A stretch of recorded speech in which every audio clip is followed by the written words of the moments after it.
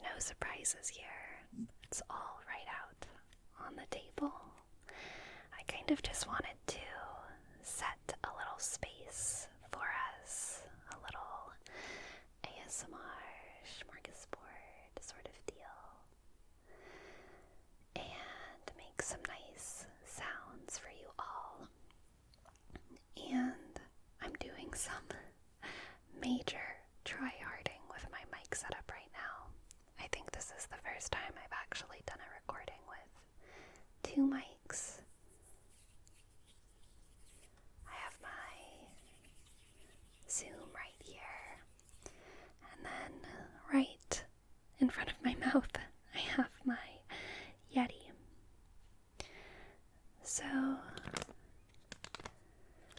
if you're at all familiar with the world of squishies, you're probably aware of these. These are a pretty famous type of squishy. Not the brand, but just the,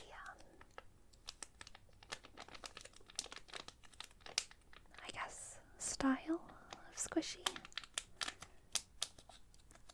And they were a little impulse. I was doing some last minute Christmas shopping at Dollar Tree just for little gifts, and I picked these up and didn't end up giving them to anyone. So I figured I could take them out of their plastic packaging and squish them a little bit and show you guys how cool they are, because they're very fun. Let's see. Also, my cat is kind of, it's almost her dinner time right now, so she's getting kind of antsy, and you might hear some cat noises.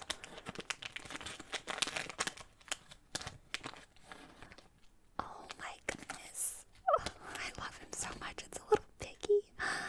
It's a little piggy, look how cute. There's not a very cute, what does it say? It says Greenbrier International Incorporated, and a big serial number. You don't need to see that. But, oh god, they're so fun to squish. I love these things. Oh, they're so squishy. Squishy, squishy, squishy, squishy, squishy, squishy. Squish, squish. Oh, squish, squish, squish. Squish, squish, squish. Squish, squish, squish, squish, squish, squish. They're just so much fun. They're very satisfying. And maybe actually what I'll do, these little candle tops are kind of a nice little temporary surface. Sometimes when I'm crafting and there's little tiny things that I need to just keep at the ready, I use these little candle tops to put them in there, like beads or a specific needle, something like that. I'll just put these in there. Oh god, it's so cute in there. It looks like a little house. Oh my goodness, that is too much for me. Alright, I'll put that right there.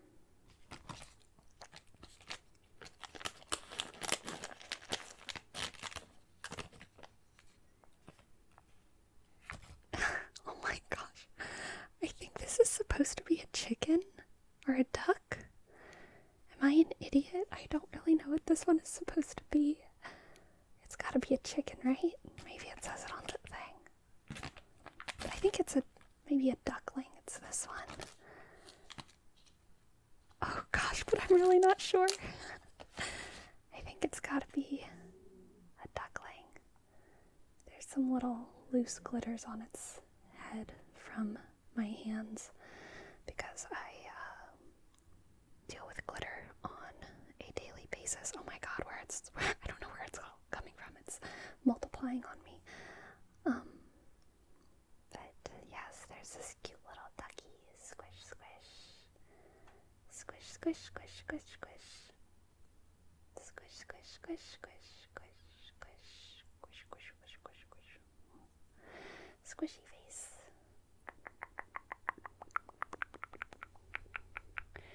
I'll just put him right next to his friend there. And I'll give you guys some of these plastic noises.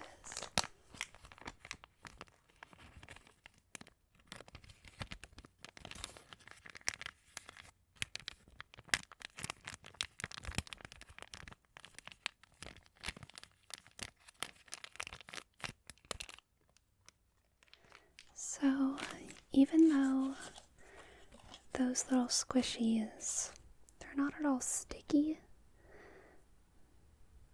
like for fingers, little things like glitter or cat fur tend to stick to them, so I'll probably put them in a Ziploc bag or something just to keep them safe. Maybe I'll save this package for another video. It looks like there's a little mouse, maybe, and an elephant is a blue. The blue one.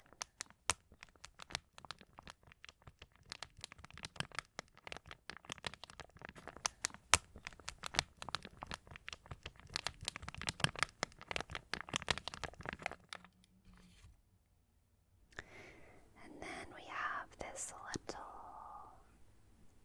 bee.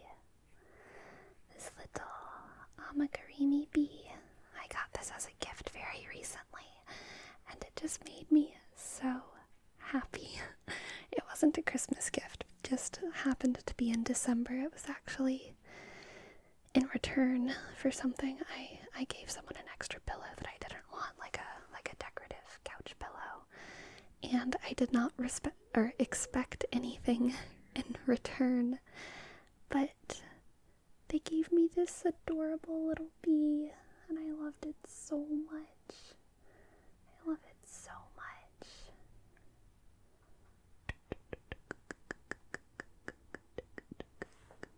Let's see if I can get the camera to focus on him.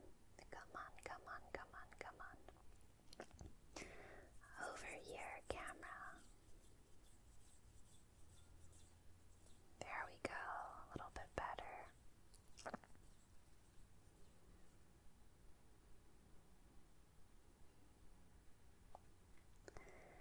I have tried doing these kinds of crochet plushies before, but I've never been able to do it. I've never been very good at crocheting. I can crochet a straight line, but not really much more than that. I really like that. Whenever I was young and I was just learning how to crochet, that's exactly what I did. I just crocheted a big straight line. And my incredible mother, showcasing her incredible motherly skills, used it as decoration for the Christmas tree, and she still puts it around her Christmas tree to this day, because they wrap around the Christmas tree just like lights, you know.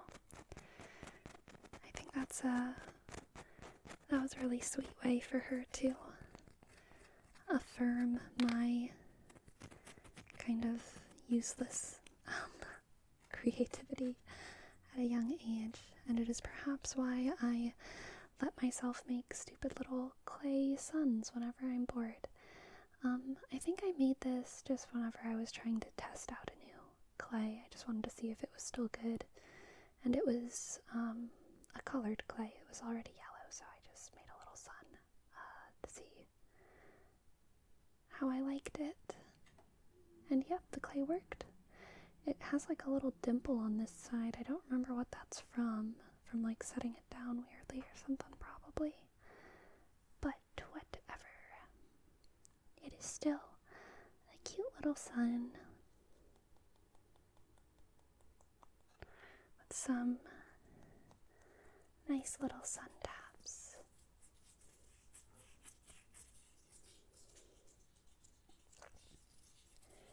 It is very, very windy outside right now, and so there's probably some gusty gales that you might hear.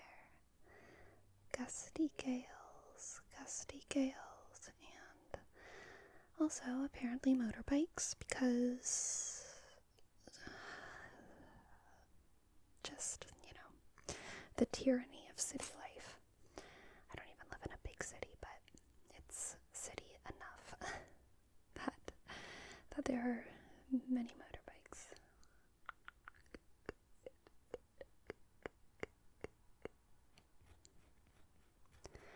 I don't really have anything against motorbikes. I think they're pretty cool, to be fair. A little bit too cool for me, though, I guess. Too cool for me. Too cool for me. Doesn't take much to be too cool for me. I'm not even too cool for school. I'm like hardly cool enough for school. Anyway, this is a little rose. I really just thought that it looked cute next to the sun. I keep the little rose, the sun, and the bee inside the same broken pottery cup on my windowsill, so they kind of just go together for me. But this fell off of a little fairy statue that I have. I collected fairy statues whenever I was little. I think they're like Hallmark brand. They're most of them anyway. There's a couple ones that are not Hallmark, but I used to collect them really adamantly whenever I was like maybe 7 or 8, maybe 7 up to 10 or so. The camera's not gonna focus on it, but they look like little pretty fairies, and now I've moved so often in my life, and I take them with me everywhere I've moved, that they're kind of falling apart, and I am left with all of these strange little pieces of fairy statues that are too precious for me to throw away, but can't do too much with them. I'm slowly kind of creating a small fairy graveyard, but it's like a video game graveyard where you have like trophies instead of skeletons. And so I have, a rose from one fairy, a little fairy saxophone from another fairy, things like that. This is my Primrose and Prose Oracle deck. Primrose and Prose.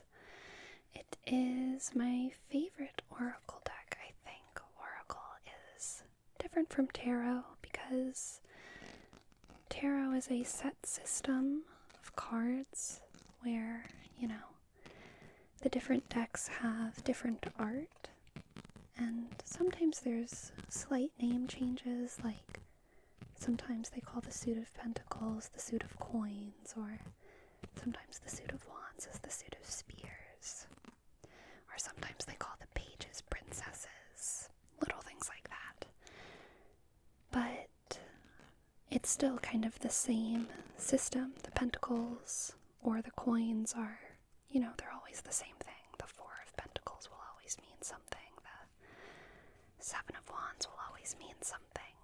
And you have the same major arcana. But oracle decks all have their own system. They're a little bit more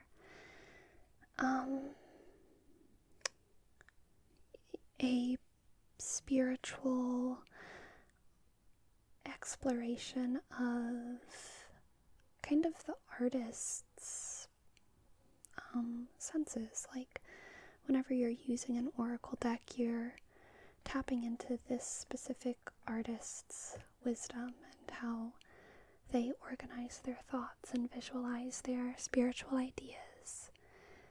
And this one is one of my favorite decks because it is just so beautiful, and it's so different from all my other decks. It has a completely different aesthetic. I think it kind of brings out the inner child a lot because it's pink and it's shiny and it's an animal-based deck, and all of the animals are kind of cute. Let's see if I can make the camera focus now. Come on, come on, come on. I should really just learn to turn on autofocus for these sorts of videos, but I struggle. There we go.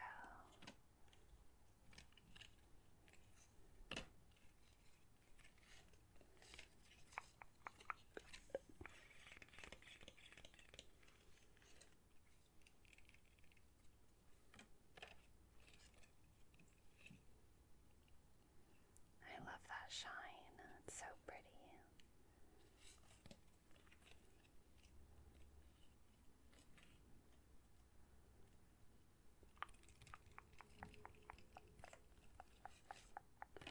This is one of my favorite cards, this butterfly one. Synergy. This one kind of reminds me of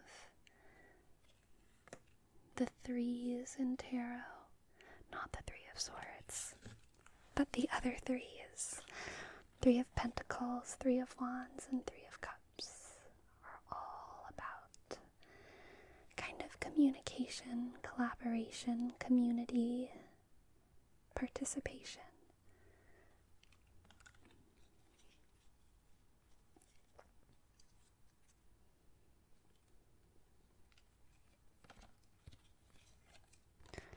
I really like this Aries as well. It's a little baby goat.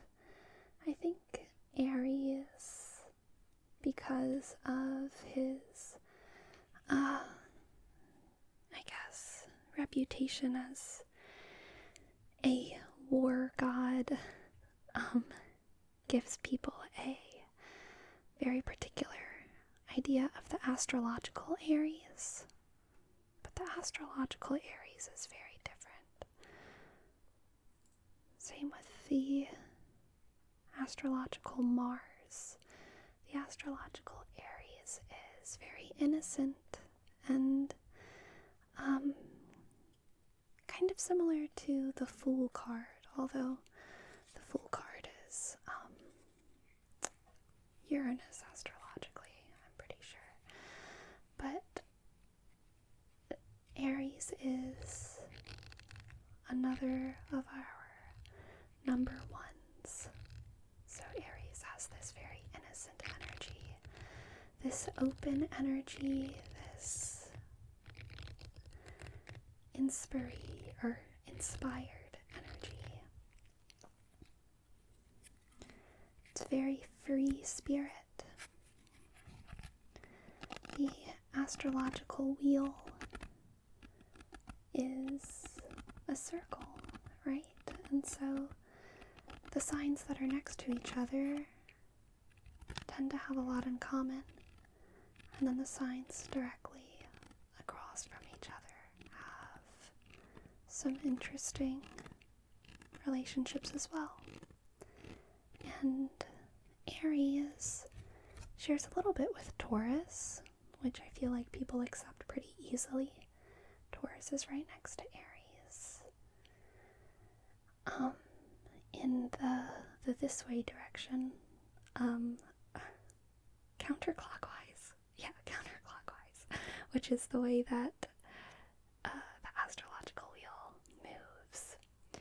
But at the end of the astrological wheel is Pisces.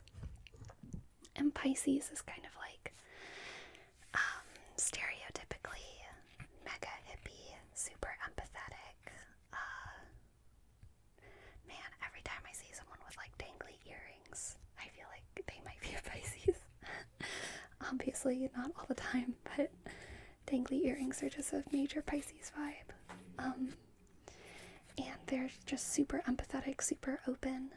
And so they're also right next to Aries. Aries has so little empathy and so little understanding that they're constantly seeking and constantly learning and constantly trying. Whereas Pisces has like all of the empathy, and they have this kind of deep, inherent wisdom and understanding of everyone around them. So their openness comes from a feeling of experience, even if they haven't actually had the experience in their body. They're so empathetic that it's like they might as well be experiencing everything with all of the people around them.